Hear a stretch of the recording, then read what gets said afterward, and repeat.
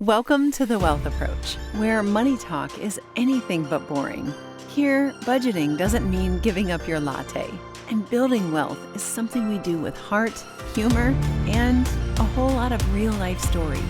Join hosts Megan Kowalski and Kristin Donnelley, wealth advisors, moms, and your monthly guides to smarter finances, as they share honest conversations, practical tips, and strategies that make sense for real life. So grab your coffee, your car keys, or your favorite cozy spot, and let's talk money. Hello, and welcome to this month's episode of The Wealth Approach. Today, we are going to be recording Who is Driving Your Financial Future. So, this topic originated from a funny story I will share where I was at the mechanic. But more or less, it's about how and what you should be looking for when you're seeking a financial advisor. And even if you're working with a financial advisor currently, what should be kind of the bases you're covering and how should you be feeling or what should you be walking away with? Mhm. So, um, I guess I'll share a little bit about the story just to give some context. But recently, I had to take my car to the mechanic because I heard a squeaking noise, which I am not a car expert by any means, and I know my strengths and weaknesses. And so I just knew that didn't sound right. So I thought I should bring it in and get it looked at. And I think it is associated potentially with my brakes. So when I brought it in, the person that I sat down with to just check in the car, originally they had like a concierge person there or something. But he proceeded to tell me that most likely all four of my brakes needed to be replaced. And granted, I think my car when I brought it in had maybe 10,000 miles on it. So again, I know my strengths and weaknesses. I am not a car expert. However, thinking that I needed four new brakes by basically my first oil change seemed pretty far-fetched. So I left that interaction feeling like my trust bar was very low. And so, thankfully, someone else called when they looked at my car and everything. And sure enough, I did not need four new brakes, nor did I even need brake pads. I don't even remember what it was, but it was something small and unrelated. And so, when we were talking about probably just sharing, war stories about taking our cars to the mechanics, Kristen and I, we were just relating it again back to our business. And really, what it boils down to is this feeling of trust. And we know we are not car experts, but we need to know that there are car experts that are going to review our car and let us know, as if it were their car, what we really need and what's best for us and how to best maintain that vehicle. And so, thinking back to our business, we wanted to kind of brainstorm what that looked like for prospects or clients that are looking for an advisor.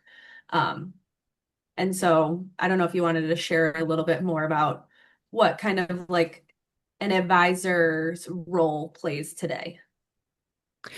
Well, I would say actually, Megan, as you were relaying that story again, I was thinking, you know what? Actually, you probably do know, you know enough about a car to know that there was a squeak that you should be alerted to, Mhm. and that when somebody said that you had needed four brakes, it did send off, warning bells.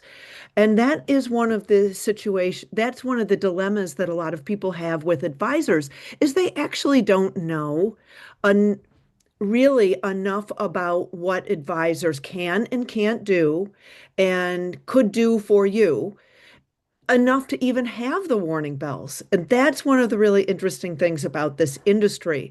It's very broad. There are a lot of specialties that it's actually new and changing for the better. And Mhm. and so, there are a lot of things that you wouldn't have necessarily thought that a financial advisor would help you with that now financial advisors are helping you with, and certainly in our team they are. I mean, we're financial partners. So there is a big transition going on right now with Mhm. this whole industry. And so I think it's really helpful to know, to what extent can your financial advisor become a financial partner. And I was telling you that recently, about a year ago, a friend of mine said, "What is it that I look for in a person to help me, to be a financial advisor?" And this is a woman who had grown up with what financial advisors in her family. Mm-hmm. And yet she didn't know.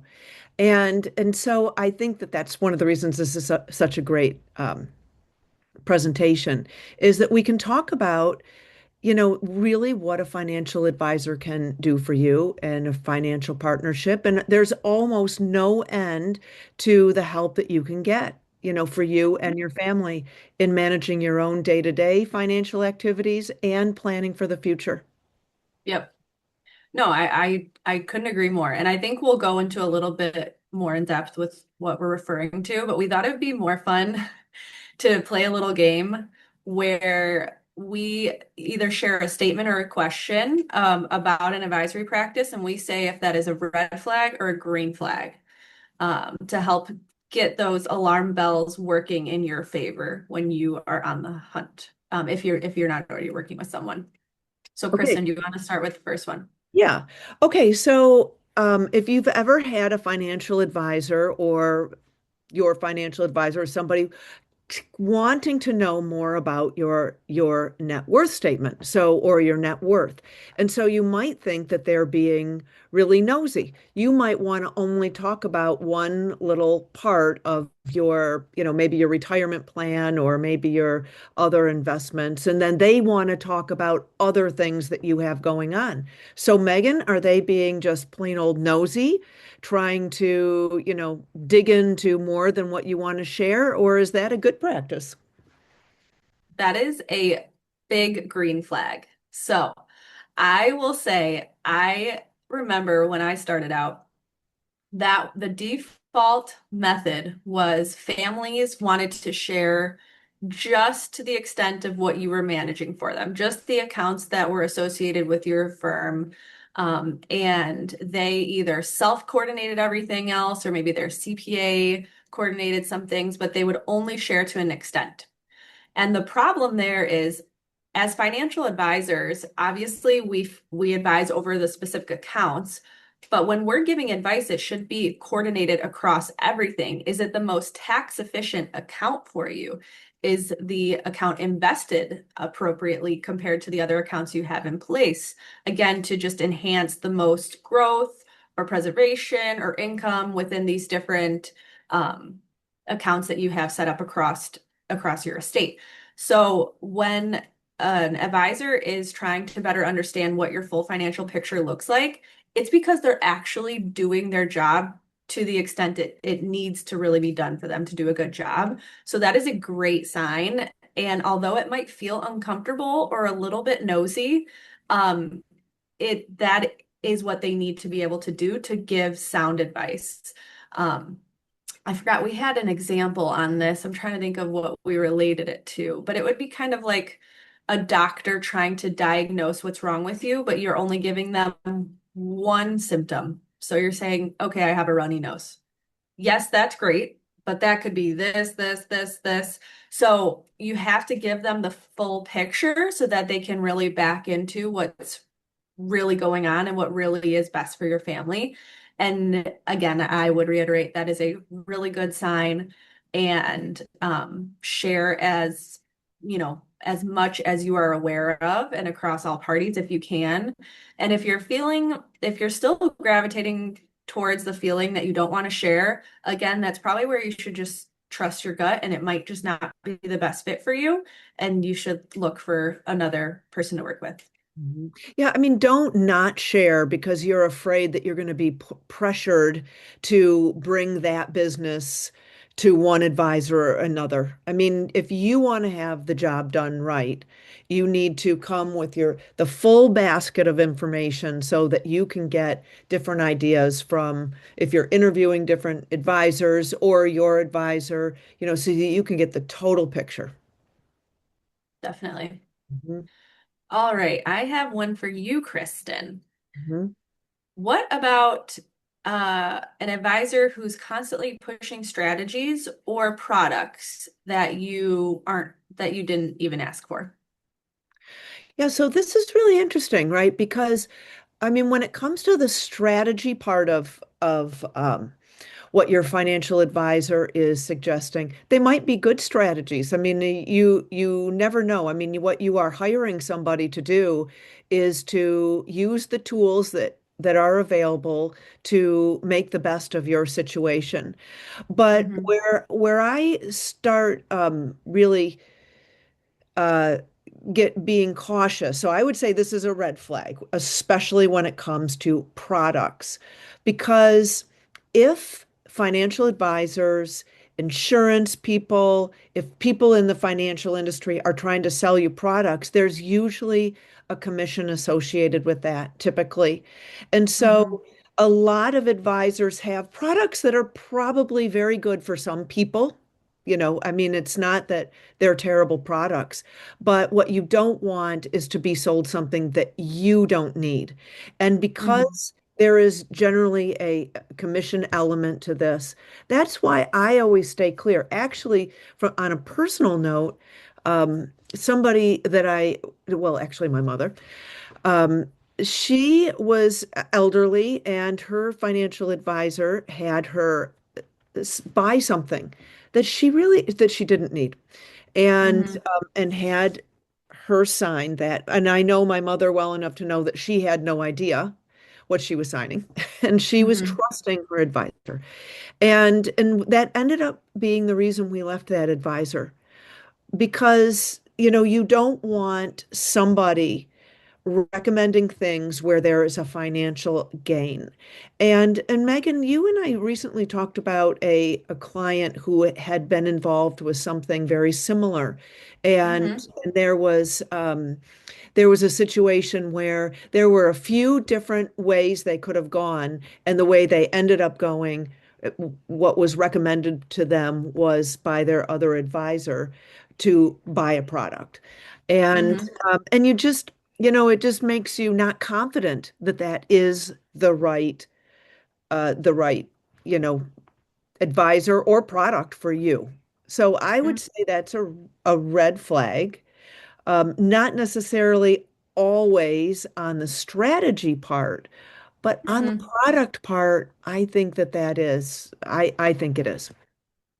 Yeah, I couldn't agree more. And if you're ever in a situation where one is presented, a good next step is to consult with your CPA or someone who is also working on your finances, just as like a double check as a sounding board, someone that is not involved in or wouldn't benefit directly from that recommendation to make sure it does in fact make sense for your family.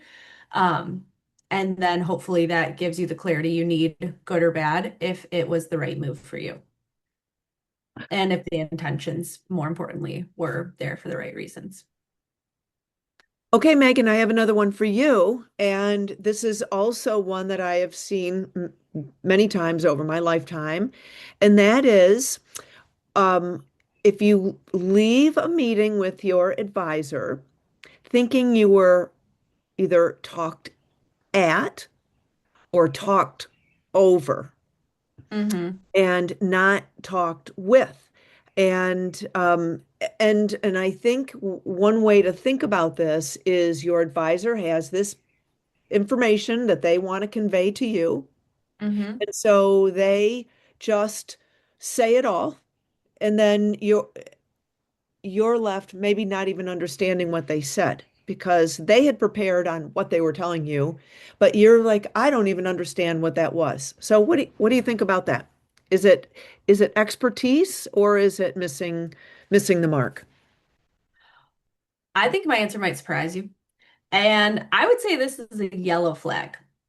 And there's a reason why. So, this is obviously a red flag on the surface. Your advisor needs to make sure they're communicating with you in the way that makes you feel most comfortable and that you are understanding everything and building upon that knowledge over time and that level of understanding.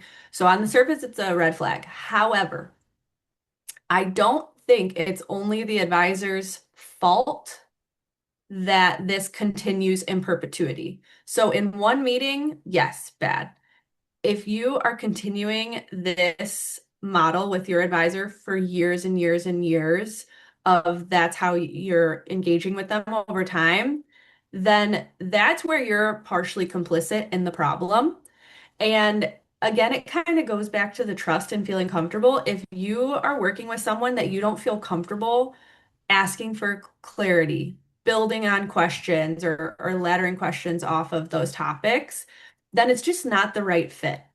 I will say, in our industry, a lot of us are very passionate. We can get a little, yeah, I'm gonna like a little nerdy about different topics, and sometimes we have to reel it back, and we might not catch ourselves because we're, talking about certain things on a regular basis. And so you have to also feel comfortable to stop us and ask for clarity. Again, the original onus, I would say, is on our part to make sure we are adjusting. Again, we work with people across so many different industries and backgrounds. I wouldn't know up from down in so many of these industries, like healthcare. I mean, all of these where if they started talking about their day to day, I would be lost as well. So we do need to make sure to adjust and that everyone is comfortable with what's going on and moving forward. And that's asking a lot of questions ourselves. But I think you need to feel equally as comfortable stopping the conversation, asking for clarity, and asking to redirect where you need to. And again, if that dynamic doesn't feel comfortable to do that, then it's just not probably the right fit long term to do so. Yeah, because you have a financial advisor, not just to help you with the things that you don't understand, but to also bring you along so that you are a participant in your financial future, that you can, have an opinion and you can, say, hey, that doesn't make sense to me for this, and this reason. A lot of factors that your financial advisor might not know, but that you know. Mhm. And so if Mhm. so, you need to come together. That's part of the role of the financial advisor. And of course, that's your commitment to yourself too, to help, build on your understanding of your financial picture. Yeah. And I think one story you shared with me once was that there was an advisor for the family in place, and you felt like the way that they spoke to your family about the accounts was almost like it was their wealth or their money that they were managing for you. Yeah. And that just kind of circles back to your point. This is your wealth. We are just your partners to help guide you and make sure that you are understanding along the way.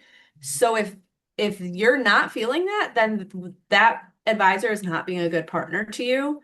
And that's not how the dynamic should ever feel. It should feel how we are, again, guiding and just being a resource of help throughout the process. Right. Yep. Okay, I have another one. Your advisor asked to coordinate planning with your attorney and accountants. Is this a red flag or a green flag? So I think this is a total green flag. And, some people don't feel like they have an attorney and they have a CPA to coordinate with. But I think what you will find is these new models of service providers are becoming more partner oriented. And Mm-hmm. so your CPA and your, attorney will be likely available to help coordinate. They would actually like that because they want to become better at serving you as much as your financial planner does. There are so many aspects to, putting together the whole financial package that involves the law and involves the tax man and tax strategy that, you kind of need all hands on deck in some situations, or most people need all hands on deck at least occasionally for, Mm-hmm. as things are happening, things are changing in your life. Maybe, you are, renewing, some estate plans, or you're looking at, you're just trying to make your financial picture more efficient based upon your goals. And so Mm-hmm. I think it's an excellent idea because as I talk with CPAs and estate planning attorneys, they they often have really great new strategies. I mean, things change and things are Mm-hmm. evolving, in their neck of the woods, in their areas of expertise as well. And so, Mm-hmm. we learn from them, they learn from us, and we can all learn together to maximize the benefit that you as a client get. So I think it's excellent. I couldn't agree more. And I think most of the time they're so appreciative, especially accountants, because I mean, with tax law getting more and more complex, I think their job it gets that much harder to execute on. So having an open line of communication and not just at tax season when they get the tax forms, but throughout, keeping them updated on life changes and different things along the way so that they can plan accordingly as well is so, so helpful. And it has only been met with appreciation so far that we've seen with the collaboration. So I think it just overall is a better end product for the family as a whole. Yeah. Okay, so let's see here. Your advisor takes the time to understand your goals and explains things in a way that makes sense to you. Okay, are they doing that? So, I mean, here's the really interesting thing. Everybody's financial situations are different, and Hmm. everybody has different goals. And so Hmm. what is a goal for you is, is not even in the ballpark of a goal for your neighbor who's just like you. And Yep. so some advisors will ask a lot of questions during that period so that they really understand your goals. So tell me a little bit more about that in the financial planning process for you, Megan. I couldn't agree more. I think this is definitely a green flag, and that is because exactly what you said. On paper, you and your neighbor could look identical, but what you want to solve for could not be more opposite. Mhm. So if you're not sharing your goals, and those could be, short term, long term, family goals, just different things over time, then you're not going to have tailored solutions and tailored strategies that best look to achieve those. And there are so many tools that you can utilize with the right communication and plan in place. So sharing, even if it's something that doesn't feel financial and it feels maybe more personal or family planning, it doesn't hurt to share. And then if there is an overlap or a plan that can be built to better achieve that or create an environment to achieve that over time, that's where I think it can be really helpful. So I think that is definitely a green flag. And if they're just focused on just your investments or kind of just managing your picture in place, again, that's not really being proactive or strategic to help you achieve not what you already have today. That's just table stakes. We need to preserve that, but where you want to go tomorrow, where you want to be down the road. And that's where making sure to share those is really helpful. And where advisors, if they're not asking for that, then that's, not a good sign. So, But in addition to that, Megan, over time, life changes and people go through a lot of, maybe personal evolutions or family evolutions or, and goals change and family situations change. And so that's why a conversation about, what's going on with you, really trying to understand any changes and any changes in goals, is really it's an ongoing, it's kind of like putting the details on a watercolor of life. I mean, maybe you try to change it here or there, make, you know, do something different, something new happens in your life. And the truth is that that is just an ongoing process. And as we're seeing with people, who are deciding to get, for example, divorced later in life, that is not anything that most people would ever expect. And so, that is like a whole change yeah, of everything, including goals. So right. it's an ongoing process. Yeah.